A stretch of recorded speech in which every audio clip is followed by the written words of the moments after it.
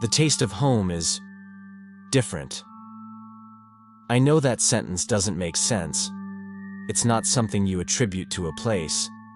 But when you spend 10 years breathing recycled air, eating nutritional paste, and drinking triple distilled water, you forget that the world has texture, that it has flavor.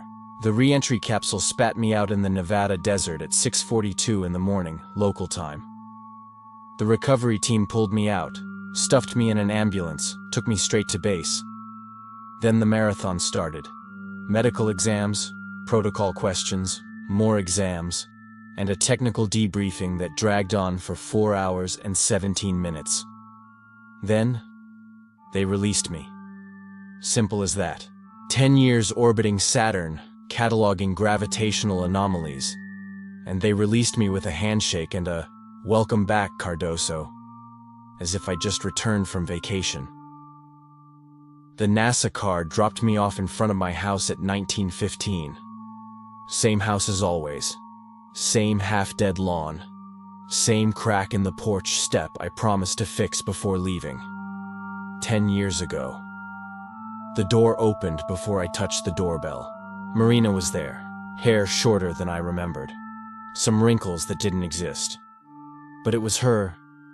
It was my wife looking at me with that crooked smile I'd forgotten how painfully beautiful it was. "Rafa." Her voice trembled. I couldn't speak. I just hugged her. She smelled different. No, wait. She smelled like Marina.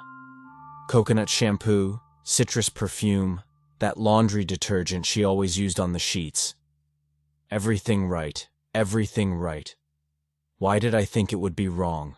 Lucas appeared behind her. My son. 18 years old now. When I left, he was 8. 8 years old. Damn. And now he was there, tall, sparse beard, looking at me as if I were a ghost. Maybe I was. We went inside the house. Everything was exactly as I remembered.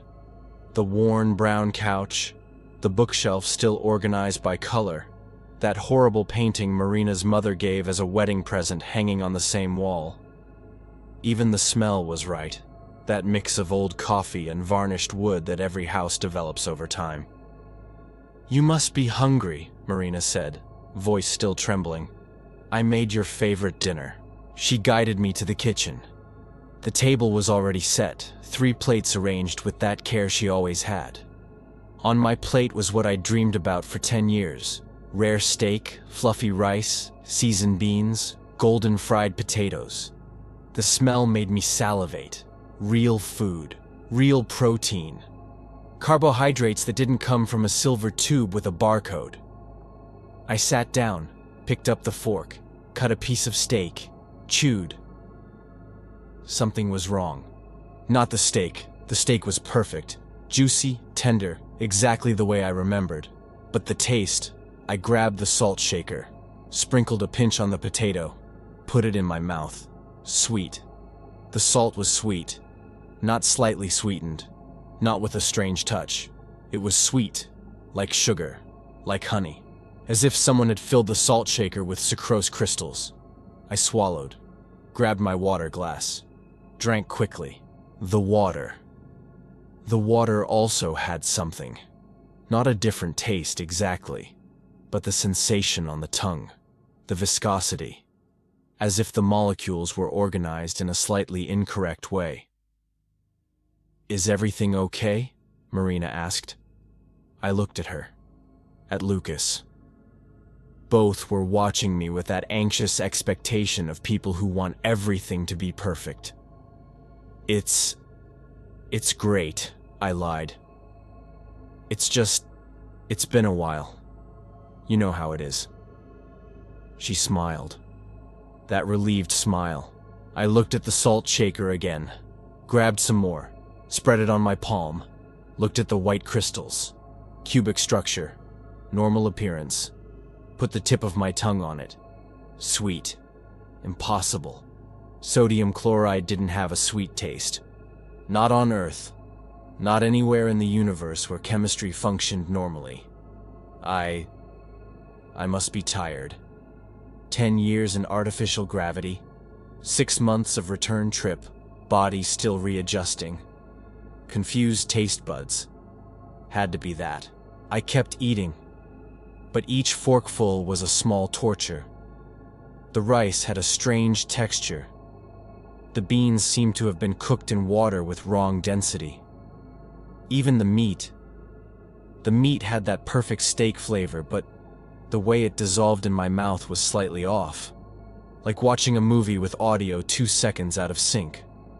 Recognizable, but fundamentally wrong. I finished dinner in forced silence. Marina and Lucas talked about everyday things. Work, college, neighbors I didn't know anymore. I pretended to pay attention, but my mind was stuck on that sweet taste. After dinner, Marina took me to the bedroom. Our bedroom. Double bed. Same blue blankets. Same pillows she always kept impeccably arranged. I know that. I know it's strange, she said, sitting on the edge of the bed. 10 years is a long time. I don't know if you still... I want to stay here, I interrupted. And it was true. She smiled, kissed me. The kiss tasted like red wine and that strange chemical touch that was in everything now. As if my tongue were an uncalibrated sensor trying to read corrupted data. We lay down together. She was out in 20 minutes, breathing slow and deep. I stayed looking at the ceiling, the shadows on the plaster, patterns of light from the street coming through the window. Everything seemed right. But something was wrong. It wasn't paranoia. It wasn't tiredness. Something was fundamentally, irrevocably wrong, but I didn't know what.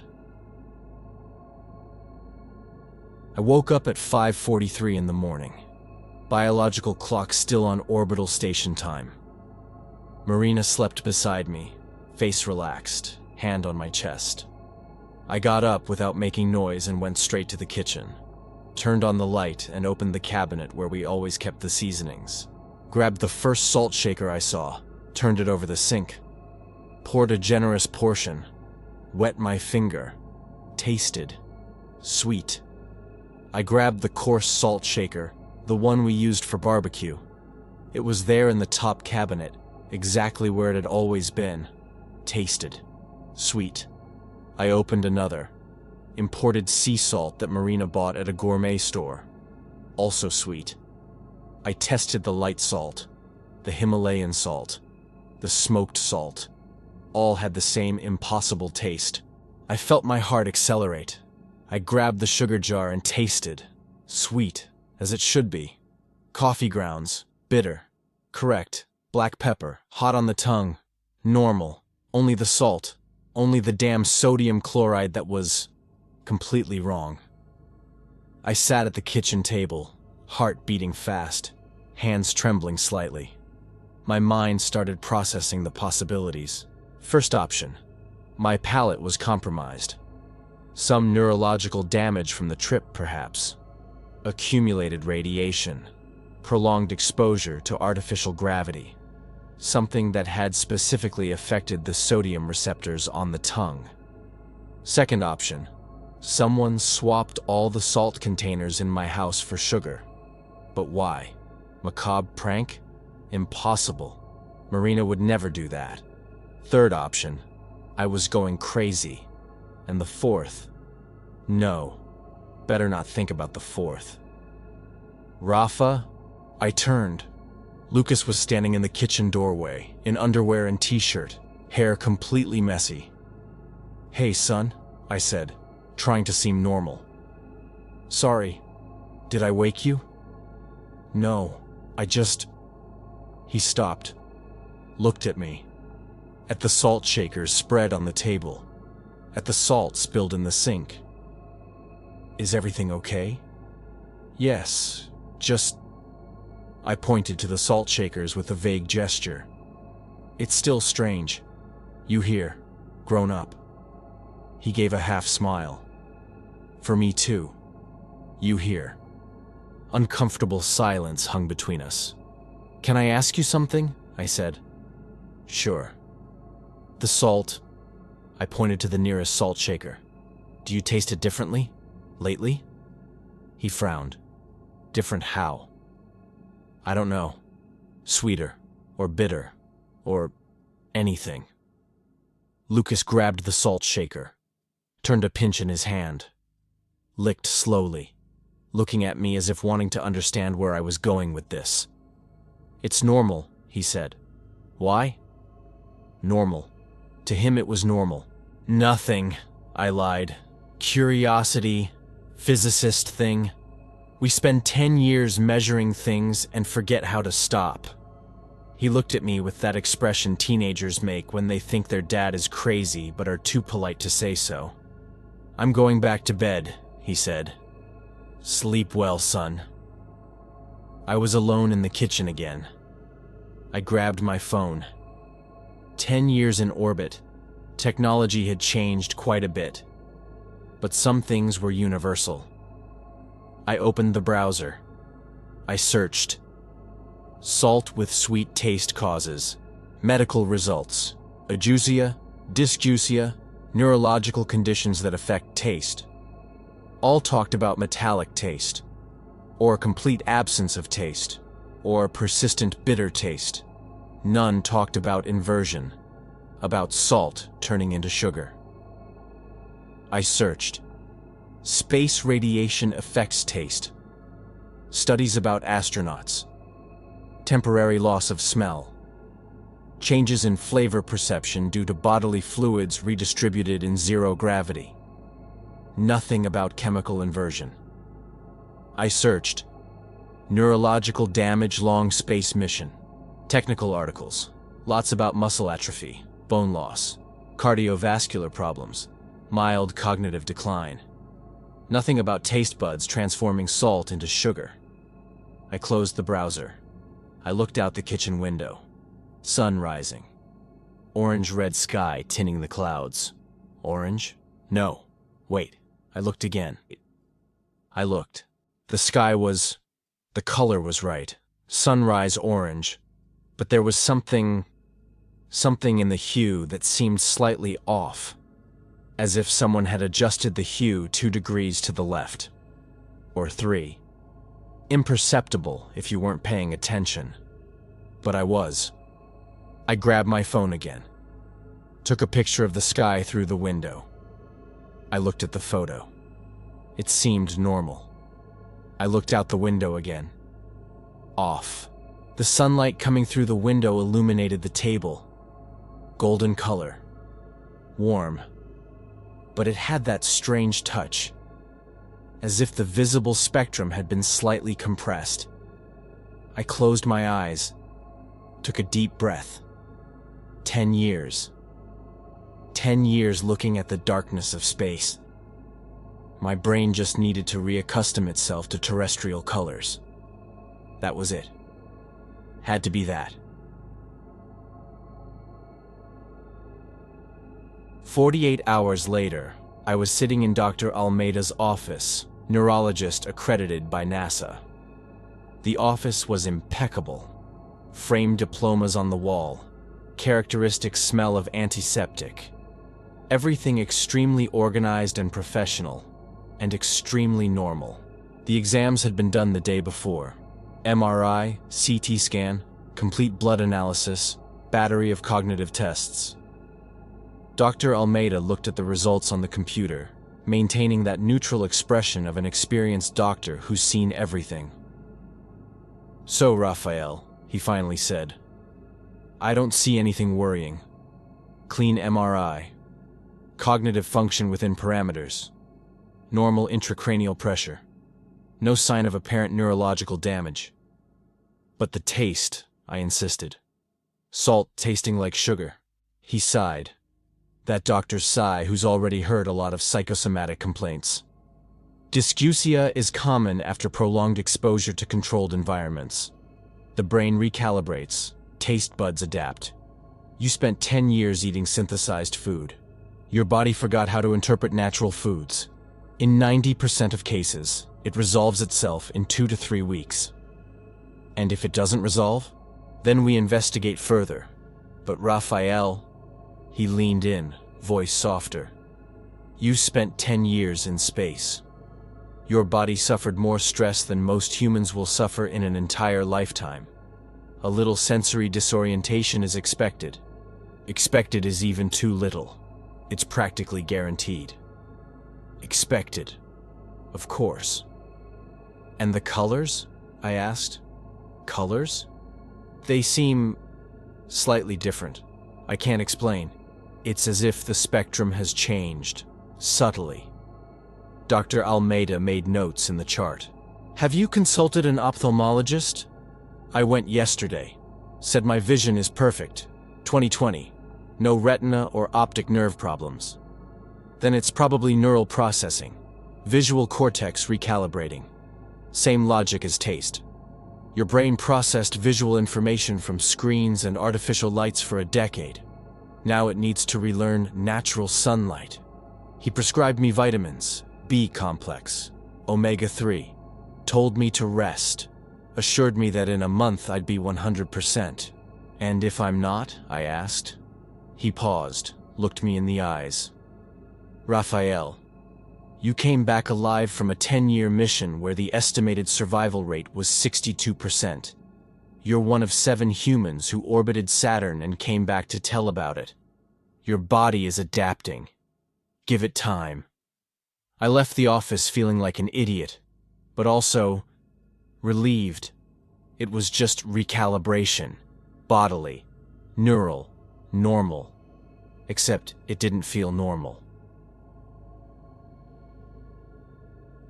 Next week, things started getting worse. Not the salt. The salt continued sweet, but I'd already gotten used to it. Stopped using it. Started seasoning food only with pepper and herbs. Simple. But other things. Marina started using wrong words. Not wrong like grammatical error. Wrong like they weren't words she would use. We were watching TV, Wednesday night. Documentary about oceans. She commented about an octopus hunting on the reef. That animal is so visceral. Visceral. Marina had never used the word visceral in her life. I'd known this woman for 15 years. Dated her for 3, married, had a son. She said impressive, or incredible, or surprising. But visceral, that was my word. Technical report word. I looked at her. Are you okay? I am. Why? She looked at me, genuinely confused. Nothing, just visceral. Interesting word. She shrugged. It's an interesting octopus. But I made a mental note. 2 days later, another slip. Lucas was telling me about college. Mechanical engineering, like me. Had just had a class about thermodynamics. The professor made an addendum about entropy, he said casually, while we ate pizza at dinner. Addendum.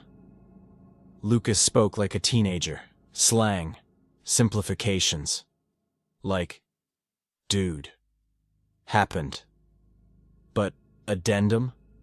Too formal, too technical. Official document word. Have you always talked like that? I asked. He blinked, confused. Like what? Addendum. You'd normally say extra comment or he talked more about, wouldn't you? Lucas looked at me as if I'd spoken in Aramaic. It's the same thing, Dad. What's the difference? It was. It was the same thing. But it wasn't his way of speaking. Marina intervened, laughing. Rafa, the boy's in college. Of course his vocabulary changed. 10 years is a long time. She was right. Obviously she was. People changed. Vocabulary evolved. I was being paranoid, but it wasn't just words. Marina had always cracked her knuckles when she was nervous. Since I met her. Small nervous tick. Cracks her thumb against her index finger, 3 times in a row. But now she bit her nails. Subtle. Same function. Anxiety behavior, but different. I asked one night, Have you always bitten your nails? She looked at me, eyebrow raised. Since I was 12. Why? I remembered you cracking your knuckles. No, I never did that. She laughed, but the laugh had an edge of concern. Are you confusing me with someone else? I wasn't. I was sure I wasn't. And Lucas. Lucas had always combed his hair to the left. Since he was little. He even had a cowlick on his scalp that forced his hair in that direction. I remembered playing with that cowlick when he was a baby, but now he combed it to the right. I observed for 3 days, always to the right. I asked Marina discreetly, "Has Lucas always combed his hair to the right?" She frowned. Of course. Why the question? Just curious. Rafa, are you okay? These strange questions. I'm fine. Just readjusting. Memory still a bit scrambled. She hugged me. I know it was hard. The trip. Being alone so long. But you're home. You're safe. Safe. Small things. Tiny. But accumulated. They formed a mismatch. Like hearing your favorite song a half tone lower. Recognizable. But wrong. Or I was going crazy. Slowly, systematically, going crazy. On the 12th day home, I couldn't take it anymore. I went to the personal archive NASA gave me. Copy of all mission logs, 23 terabytes of compressed data, complete telemetry, personal notes, onboard videos, scientific reports, everything. I loaded it on the office computer. Old machine I had before the mission. Still worked. Miraculously. I started reviewing. Methodically. Chronologically. First year, normal. Saturn orbit established. Scientific routines followed to the letter. Everything within parameters. Boredom documented in abundance. Expected and manageable loneliness. Second year. First gravitational anomalies detected on the moons. Unexpected patterns on Enceladus. Investigation initiated. Renewed enthusiasm. Third year. Intensification of anomalies. Request for mission extension. Approved by NASA.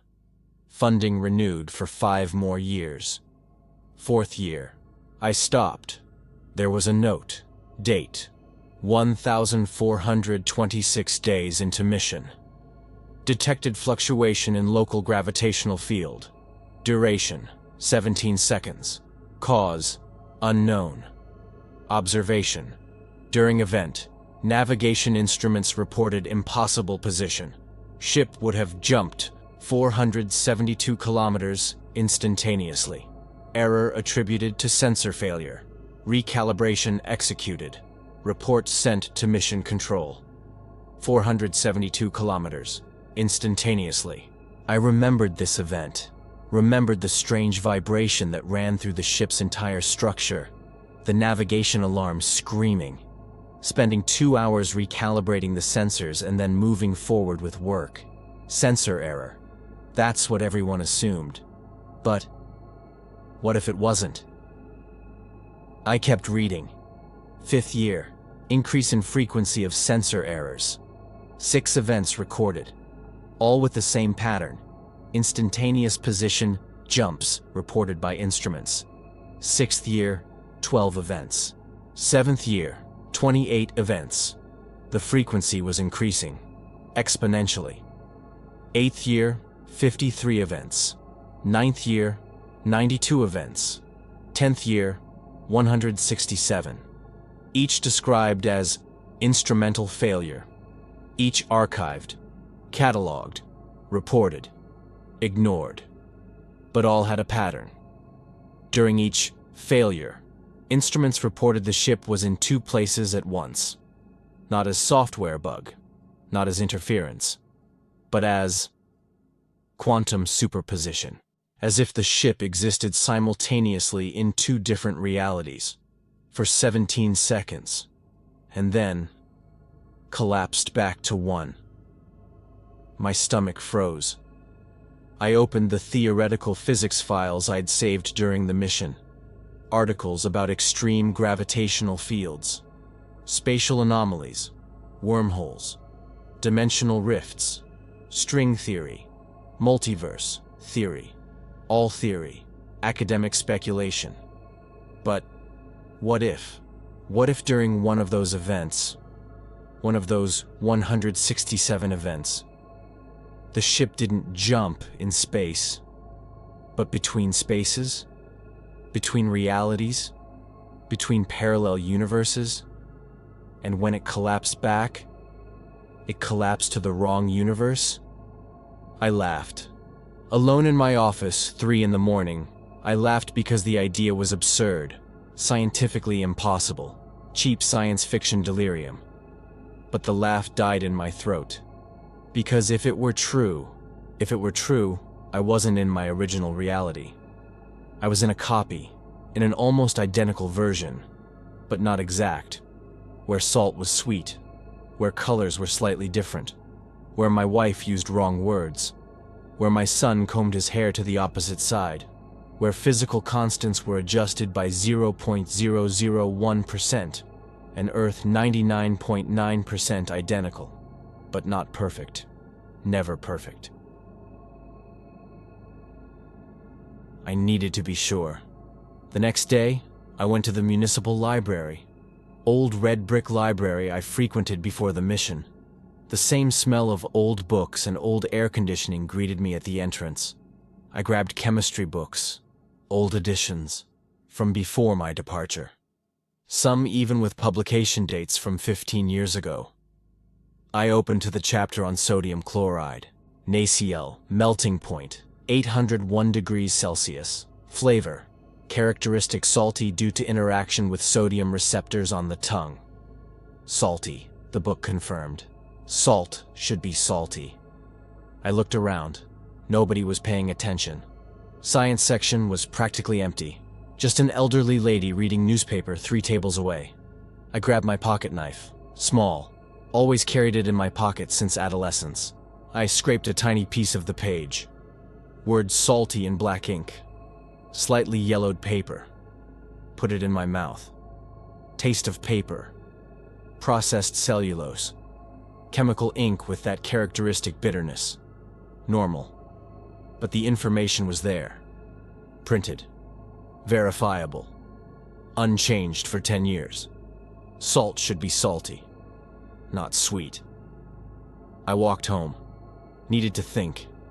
20 minutes walking under sun that seemed slightly wrong.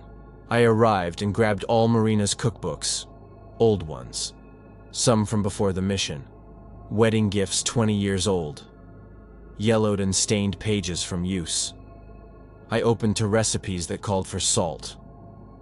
Add 2 teaspoons of salt to enhance the salty flavor of the tomato. Season with salt to taste, remembering that salt intensifies salty flavors and balances sweets. Salt is fundamental to balance the natural sweetness of ingredients, creating contrast between sweet and salty. Enhance. Intensify. Contrast between sweet and salty. Salt enhanced salty flavor. It didn't sweeten. I grabbed my personal ship's log. The one I wrote before the mission. Worn leather notebook I kept in an office drawer. Last entry before launch. Date. Exactly 10 years, 2 months and 17 days ago. Last night at home. Marina made my favorite dinner. Rare steak, fried potatoes with lots of salt. I'm going to miss this. The salty taste of real food. The crunchy salt on fried potatoes. The way salt and fat combine perfectly. Salt. Salty. Salty flavor. Salty food. I wrote that. With my own hand. With my own pen. 10 years ago. Before any radiation. Before any neurological damage. Before anything. I wasn't crazy. The problem wasn't with me. It was with the universe. I sat with Marina that night, after Lucas went to sleep. Soft living room light, TV off, Just the two of us on the couch. "I need to tell you something," I said. She turned off her phone, looked at me with that complete attention only she knew how to give. Eyes focused, open posture, totally present. "I'm listening. Do you remember how it was before? Before I left?" "Of course I remember. I mean, exactly. How you spoke, how you gestured, small details, habits, nervous tics." She frowned, but not in irritation, in genuine concern. "Rafa, it's been 10 years. People change. I changed. Lucas changed. The whole world changed. I know, but how would I explain this without sounding completely insane? You always had the habit of cracking your knuckles when you were nervous. I remember you doing that the week before launch. 3 cracks, always 3, thumb against index finger." Marina looked at me, really looked at me, with that intensity she used when she wanted to understand something important. "Raphael, I've always bitten my nails when I'm nervous, since I was a kid, since way before I met you. You know that. You even gave me that bitter nail polish as a birthday present a few years ago to try to make me stop." She was right, or she believed she was right. She had memories of me giving the polish. Memories of me giving the polish.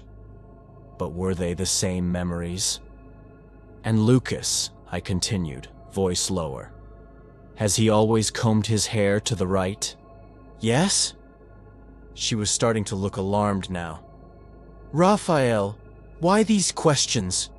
You're scaring me." "Because I remembered differently. I remembered her cracking knuckles. I remembered Lucas combing hair to the left. I remembered salt being salty. But my memories, were they reliable? 10 years in space. Constant cosmic radiation. Periods of partial cryogenic sleep. Exposure to anomalous gravitational fields that made the ship exist in 2 places at once. What if the problem wasn't the universe? What if it was my memory? What if the radiation, the loneliness, the extreme stress had corrupted my memories? Created false memories? Invented a past that never existed? That explanation made more sense. It was more scientific, more rational, more acceptable. Human memory was fallible, extremely fallible. Studies showed people created false memories with frightening ease, especially under extreme stress. "It's okay," I lied, forcing a smile. "Just adjusting. You know how it is. Mind playing tricks. 10 years is a long time to be alone." Marina took my hand. Warm fingers, soft skin. Real. Tangible. "I know it was hard. The trip. Being alone so long. But you're home now. You're safe. You're with me. With Lucas. With your family who loves you. Safe. Really? Or was I the danger? Not to the world. To myself." 2 more weeks. The world continued wrong. Not drastically. Not visibly to anyone but me. But wrong. The texture of water when I drank. I felt the density was slightly off. Not much. Maybe 0.001% different. But I felt it. In the way it ran down my throat. In the weight it made in my stomach. The sound of the world. Strange reverberation in everything. As if the air had different acoustic density. Conversations seemed slightly muffled. Music had that touch of being a half tone lower. The sunlight, still with that imperceptible hue of difference. Orange that wasn't exactly the orange I remembered. Yellow that had a touch of something more. I started doing tests, discreetly, scientifically, methodically. I timed how long it took for water to boil on the stove. 1 minute and 47 seconds more than it should, consistently. 5 different tests. Always the same result. I measured gravity with a physics app on my phone. 9.803 meters per second squared, technically correct, within accepted parameters, but it felt slightly heavier when I jumped, when I climbed stairs, as if my body remembered a different gravity. Muscles calibrated for another value. I tested the speed of light with homemade equipment, laser pointer, mirror, photon detector. Simple setup, but theoretically effective. 299,792 kilometers per second. 92? Should be 98. I redid the test 3 times. Recalibrated all equipment. Checked every connection. Verified every calculation. Same result. The speed of light was 6 kilometers per second slower. Measurement error? Homemade equipment wasn't precise enough to measure universal constants with accuracy. Had to be error. But what if it wasn't? What if the speed of light really was different here? I started researching online. Scientific articles. Fundamental physics, universal constants. Gravitational constant, 6.67430 times 10 to the minus 11. 30? My memory said 20. I checked multiple reliable sources. All said 30. Planck constant, 6.626075 times 10 to the minus 34. 75? My memory said 70. All fundamental constants. All slightly different. Not much. Not enough to change macroscopic reality. Physics still functioned basically the same way. Stars still shone. Planets still orbited. Water still boiled. But enough for a physicist to notice. Enough for someone like me, who spent 10 years measuring gravitational anomalies with 1/8 decimal place precision, to perceive. I was in a universe where the fundamental laws of physics had been adjusted. Slightly. Imperceptibly for most people, but permanently. And my body had been formed in a universe with different constants, and now was trying to function here.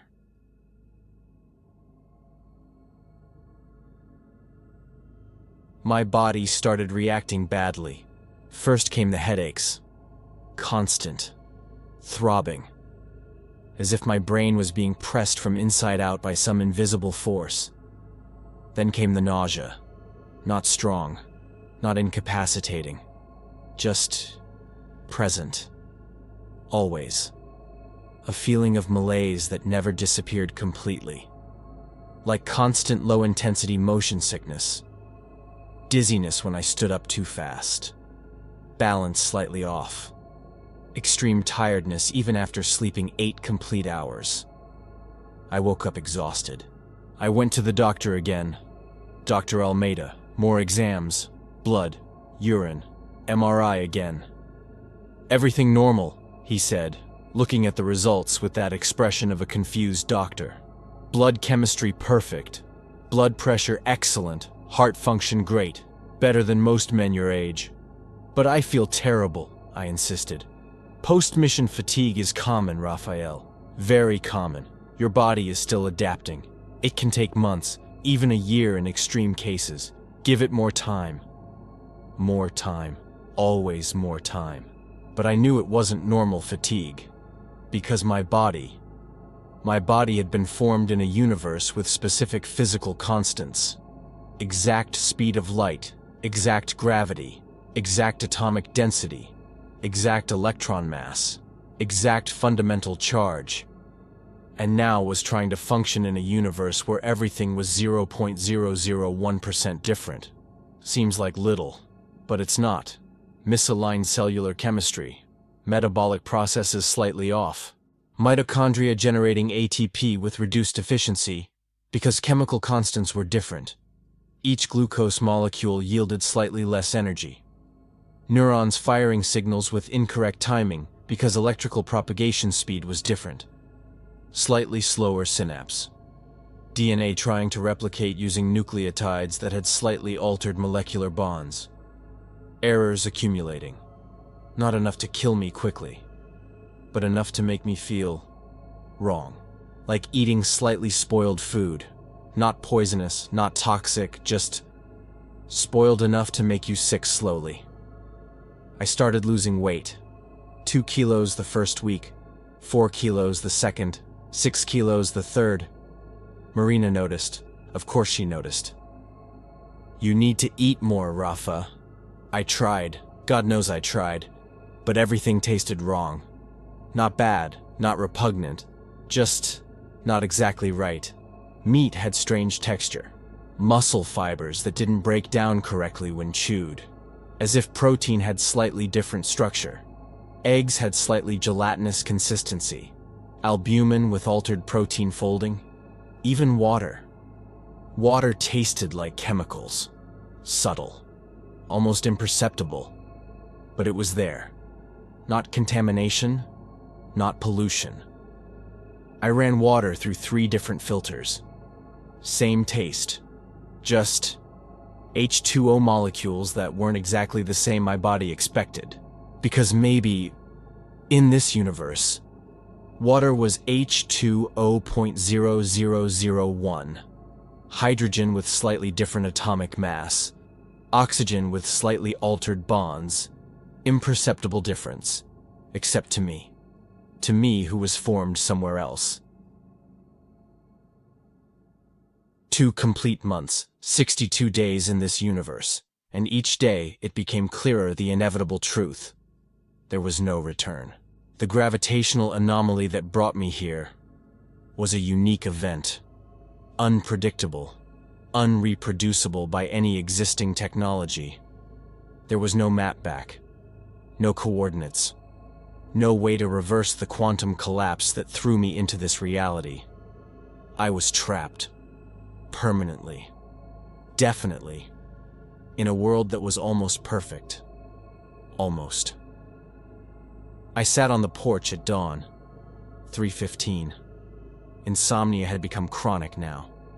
Looking at stars through the clear sky, they also seemed different. Right constellations. Correct astronomical positions according to star charts. But brightness, slightly off. As if the apparent magnitude of each star had been adjusted by 0.02. Cassiopeia didn't shine exactly as I remembered. Orion had that imperceptible touch of difference. Or I was just completely crazy. Irrevocably crazy. Dad? I turned. Lucas was there in the doorway. Barefoot. Old wrinkled t-shirt. Hair completely messy from just waking up. Can't sleep? He asked. Never can, I admitted. He sat beside me on the porch steps, shoulder touching mine. Human warmth. Real. Tangible. Even if from the wrong universe. Want to talk about it? He asked in that low voice of someone who doesn't want to wake Marina. Good question. What would I say? Son, I'm not from your universe. I'm from a parallel reality where salt is salty and your mother cracks her knuckles instead of biting her nails and you comb your hair to the other side. And each day here kills me a little because my body wasn't made for these physical constants. My cells are starving for atoms that don't exist here. My brain chemistry is dysregulated because neurotransmitters have slightly different molecular structure. I'm slowly dying of dimensional incompatibility. Yeah. Super normal. Typical father-son conversation at 3 in the morning. I started slowly. 10 years is a long time. World changed. I changed. Hard to sync again. Like a clock that got the wrong time zone and can't reset anymore. Lucas nodded slowly. You know what's funny? He said after a silence. You seem different too. My heart accelerated. What do you mean? I don't know how to explain. Just when I remember you, before, when I was 8 years old, it seems you were slightly different. Way of speaking, of moving, of looking at things. He laughed without humor. Probably just bad memory. I was a kid. Kid memory isn't reliable. Bad memory. Or he was absolutely right. Because I was different. I was the Raphael from another universe. Involuntary visitor. Accidental intruder. Imperfect copy of the father he remembered. 99.9% identical. But not 100%. Never 100. Do you remember, I said carefully, how I seasoned fried potatoes? Before? Lucas frowned. With salt? With salt? Sweet? Or salty? He looked at me as if I'd completely lost my sanity. Dad, salt is sweet. It's always been sweet. What kind of question is that? Always been. For him. For Marina. For everyone in this entire universe. Salt has always been sweet. Only I remembered differently. Blind passenger who boarded the wrong train and didn't notice until arriving at the destination. 3 complete months, 90 days. I was in the house basement, surrounded by scientific equipment I bought online with money NASA paid me for the mission. Laboratory oscilloscopes, homemade but functional spectrometers, high-precision magnetic field meters, subatomic particle detector. I spent $14,000 on equipment, making obsessive tests, meticulously documenting, proving to myself I wasn't crazy. I found the definitive pattern. Everything in this universe operated under modified constants. Not big, not Hollywood, not broken physics or reality collapsing or anything dramatic. Just adjusted, slightly, imperceptibly, as if someone took reality's source code and changed some values in the 8th or 9th decimal places. Speed of light, 0.002% slower. Gravitational constant, 0.003% stronger. Fundamental electric charge, 0.001% different. Electron mass, 0.0005% altered. Planck constant, 0.001% adjusted. And salt, sodium chloride, had its molecular structure slightly altered. Bond angle between sodium and chlorine different by 0.03 degrees. Not enough to change basic chemical formula, not enough to appear in basic spectroscopic analysis, but enough to change how human taste receptors interpreted the molecule. Here, in this universe, salt was sweet. Had always been sweet. For everyone born here. Their taste receptors evolved in this universe, interpreted NaCl as sweet flavor. Only I with receptors formed elsewhere, felt the difference. I hit the table hard, pain radiating through my fingers. Solid wood. Real. Fuck! Shout echoed in the empty basement. I was sure now. Absolute certainty. Scientific. Documented in 15 notebooks. And it changed absolutely nothing. Because there was no solution. There was no portal back. No time machine. No technology capable of returning me to the original universe. Not even if I had NASA's entire budget at my disposal. Not even if I had 100 years to research. Physics simply didn't allow it. I was trapped. Forever. In a world that would kill me slowly. Not by hostility. Not by rejection. Not by cruelty. By simple fundamental chemical incompatibility. I went up from the basement at 4:27 in the morning. Marina was in the kitchen making coffee, already awake as she always was when she knew I was bad. "You stayed down there all night again," she said. It wasn't a question. It was a sad statement. "Yes." She hugged me without saying anything more. Smell of lavender soap, human warmth, heart beating against my chest in constant rhythm. Real, tangible, loving, even if from the wrong universe. "Rafa, you need help. Professional, psychiatrist, therapist, hospitalization if necessary. Something. This isn't sustainable." "I know. Then why don't you seek it?" "Because therapists don't fix broken realities. Because psychiatrists don't prescribe medication for dimensional incompatibility. Because there's no treatment for being in the fundamentally wrong universe." But I didn't say that. I'll seek it, I lied for the 1,000th time. I promise. This week even. She kissed me. The kiss tasted like freshly brewed coffee and that strange chemical touch everything here had. But it was a kiss. It was genuine affection. It was true love, even coming from a parallel universe. I love you, she said with an emotional voice. And I completely believed it. Because this Marina, even being an alternative version, truly loved me. As much as my original Marina. Maybe even more. Because this Marina waited 10 years without guarantees. Raised our son alone. Kept the house. Kept hope. And Lucas. This Lucas. Was my son as much as the original. Biologically? Who knows? Maybe not. Maybe his DNA had small, imperceptible variations. Genes expressed slightly differently due to altered biochemical constants.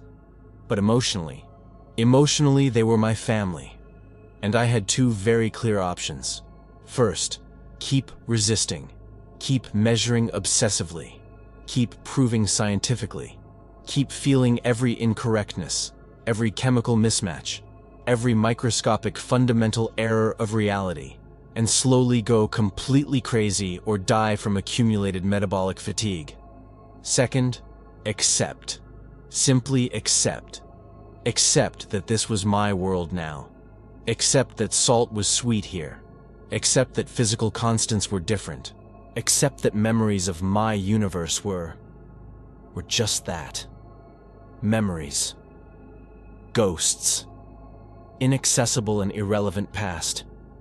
And live. Try to live in the best way possible, in an imperfect but functional world. Because what was the real alternative? Die of longing for a place I could never return to? Wither away lamenting physical constants? Waste the time I had left measuring differences I couldn't change in any way? Or learn to live here? Learn to love this version of my family? Learn to accept sweet salt as normal? Learn to exist in this slightly displaced universe, even if it killed me slowly? At least I'd die at home, with people who loved me, even if they were the almost right people. 6 complete months, 182 days. I stopped doing tests in the basement. I stopped measuring constants obsessively. I stopped comparing this universe with the other. I sold all the scientific equipment, $14,000 back. Donated the entire amount to Space Research Foundation. Didn't need it anymore. I started real therapy. Didn't tell about parallel universes. Didn't mention dimensional physics. Didn't explain about altered constants. Just talked about extremely difficult post-mission adaptation. Persistent sensory disorientation. Conflicting memories causing anguish. Therapist diagnosed me with severe adjustment disorder, moderate PTSD, occasional dissociative episodes, gave me practical strategies. Mindfulness, present sensory anchoring, cognitive behavioral therapy focused on acceptance, grounding techniques. Ironically, it worked. Not because it cured the true and fundamental problem, but because it taught me to stop fighting the inevitable, to accept the unacceptable, to let go what I couldn't hold. I started eating without thinking obsessively about taste, without analyzing each texture, without comparing with old memories, just eating, nourishing the body, surviving. I started seeing colors without analyzing microscopic hue, without measuring wavelength, just seeing, appreciating, existing. I started listening to Marina and Lucas without looking for technically wrong words, without cataloging microscopically different gestures, just listening, loving, being present, and slowly, very slowly, I started feeling less constant nausea, less throbbing headache, less paralyzing fatigue. I gained weight back, 2 kilos, then 4, then 6 complete kilos. I started sleeping better. 5 hours a night, then 6, eventually 7 complete hours. My body was adapting, cells being progressively replaced, atoms from this universe entering, atoms from the original universe gradually leaving, brain chemistry slowly recalibrating to function with local constants, DNA learning to replicate with nucleotides available here. Or I was going crazy in a functional and sustainable way. Old memories being overwritten, reality being internally reconstructed, sanity being traded for relative peace. It didn't matter anymore, because the alternative continued being worse. 1 complete year, 365 days since return. I'm sitting in the office, looking at the computer screen, cursor blinking, personal diary, encrypted file nobody else will read. Last entry. Today I tasted salt for the first time in weeks. Marina made fried potatoes. My favorite dish always. I put generous salt, chewed slowly.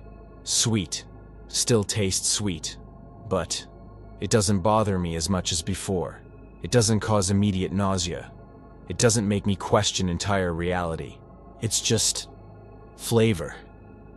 Different from what I vaguely remembered, but acceptable now. Maybe because I finally truly accepted. Or maybe because I'm changing biologically. Body chemistry adapting. Cells being replaced by new cells. Atoms from this universe entering. Atoms from the original universe permanently leaving. In 7 complete years, scientists say, every cell in the human body completely renews. So in 7 years, I won't be the Raphael who left that universe anymore. I'll be the Raphael from here, made entirely of atoms from this universe, operating perfectly under constants from this universe, with increasingly vague memories of somewhere else. Like a blind passenger who boarded the completely wrong train but decided to get off at the next stop and make this place his permanent home. Not by initial choice, by pure survival. And maybe it's finally okay. Maybe this was always my inevitable destiny. Maybe the gravitational anomaly wasn't cosmic accident. It was fate. Universe taking me exactly where I needed to be. Or maybe the original universe never really existed. Maybe my insistent memories of salty salt are the true error, not the sweet salt. Maybe I was always here in this universe. And the 10 years orbiting Saturn, exposure to extreme and anomalous gravitational fields, constant cosmic radiation, absolute loneliness, irreversibly corrupted my memories. Created completely false memories of a world that never existed, of a Marina who cracked knuckles, of a Lucas who combed hair to the other side, of an entire universe where salt tasted salty. Yes, that explanation definitely makes more objective sense. It's more scientific and verifiable, more rational and logical, more psychologically safe. I never changed universes, physically impossible. Just temporarily lost sanity. But now I'm slowly recovering, progressively, systematically, accepting the true and only reality. Salt is sweet. It's always been sweet. Since Earth exists, since chemistry exists, since universe exists. And I was just deeply confused. Memories corrupted by accumulated radiation. Perceptions distorted by extreme isolation. But now I finally know the truth. Now I finally completely understand. Everything is right here. Everything was always perfectly right. I was the one who was fundamentally wrong. But I'm not wrong anymore. I'm at true home, definitely. At home with my real family, in my only universe, in the only universe that exists. That has always existed, that will always exist. And salt is sweet, as it's always been naturally, as it will always be eternally. And for the first time since I returned, I completely accept that. I save the file with satisfaction. Close the computer. Go down to dinner with peace in my heart. Marina made my favorite dish always. Perfect rare steak. Fluffy rice. Golden and crispy fried potatoes. She smiles when she sees me coming down. That smile that lights up her entire face. Eyes shining with genuine happiness. Lucas is at the table talking animatedly. College project, advanced thermodynamics, enthusiastic about the future. I sit in my usual place. I grab the familiar salt shaker. I hesitate for one brief second. Just one.